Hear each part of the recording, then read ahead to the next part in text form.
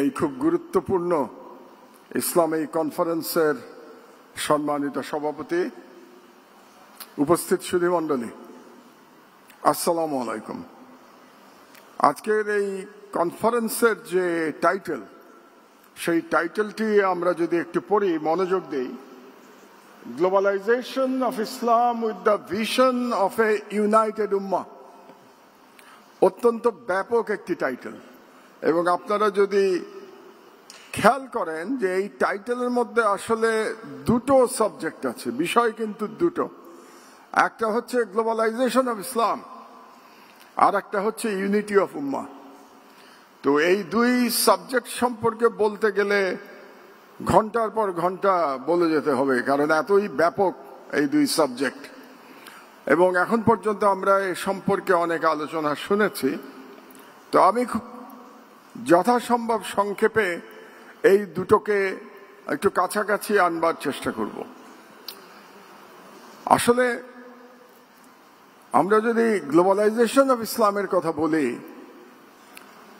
আমি তাহলে যেটা বুঝি আর কি এই সেন্টেন্সের মাধ্যমে, যে এখানে ইসলামটাকে আমরা শুধু মুসলমানদের মধ্যে সীমাবদ্ধ রাখার চিন্তা করছি না, ইসলামটাকে সারা বিশ্বে ছড়িয়ে দেওয়ার চিন্তা করছি। এই জন্যই গ্লোবালাইজেশন অফ ইসলামের কথা আমরা বলছি। এবং আমরা তো সবাই জানি, আপনারা আমার থেকে অনেক বেশি জানেন, যে আমাদের মহানবী হযরত মুহাম্মদ সাল্লাল্লাহু আলাইহি সাল্লামকে সারা পৃথিবীর সারা মানব জাতির রহমত হিসাবে তাকে আনা হয়েছে, তাকে প্রেরণ করেছিলেন মহান আল্লাহ তাআলা। শুধু মুসলমানদের জন্য প্রেরণ করেন নাই। তো সেই ক্ষেত্রে গ্লোবালাইজেশন অফ ইসলামটা খুব গুরুত্বপূর্ণ।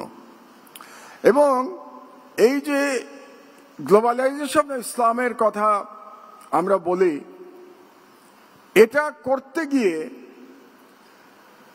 আমাদের বিরোধী যারা, তারা এটাকে মোকাবেলা করেছে কিভাবে, এটা একটু বোঝার চেষ্টা করতে হবে আমাদের। কারণ পৃথিবীর ইতিহাস হচ্ছে দ্বন্দ্বের ইতিহাস, দ্বন্দ্বের মাধ্যমে পৃথিবীর সভ্যতা গড়ে উঠেছে।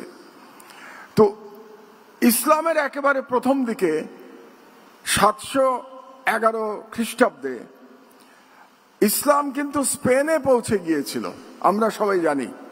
যখন উমাইয়া খেলাফত ছিল এবং আল ওয়ালিদ তখন উমাইয়া খলিফা ছিলেন, এবং সেই সময় তারেক ইবনে জিয়াদ এবং মুসা তারা স্পেন বিজয় করেছিলেন, এবং তারপরে দীর্ঘ সময় স্পেনে মুসলমানদের কর্তৃত্ব ছিল। এবং সেই সময়টি প্রায় 800 বছর স্পেনে মুসলমানদের ছিল। সেটা কেন কন্টিনিউ করা যায় নাই, এটা আর এক দীর্ঘ আলোচনা।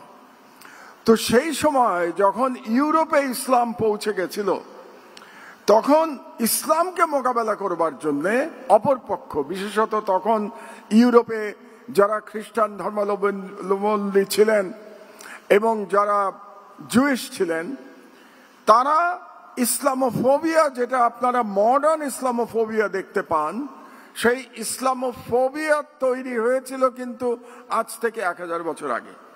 এবং ইসলামোফোবিয়া তৈরি হয়েছিল প্রথমে কিন্তু কালচারালি তৈরি হয়েছিল, পলিটিক্যাল হওয়ার আগে। এই বিষয়টি আমাদের একটু বুঝতে হবে যদি আমি গ্লোবালাইজেশন অফ ইসলাম আলোচনা করতে যাই, যে ইসলামোফোবিয়া প্রথমত সংস্কৃতি দিয়ে এটা শুরু হয়। এবং সেই সময় খুব বিখ্যাত একজন কবি ছিলেন, তিনি ইটালিয়ান কবি ছিলেন, তার নাম ছিল দান্তে।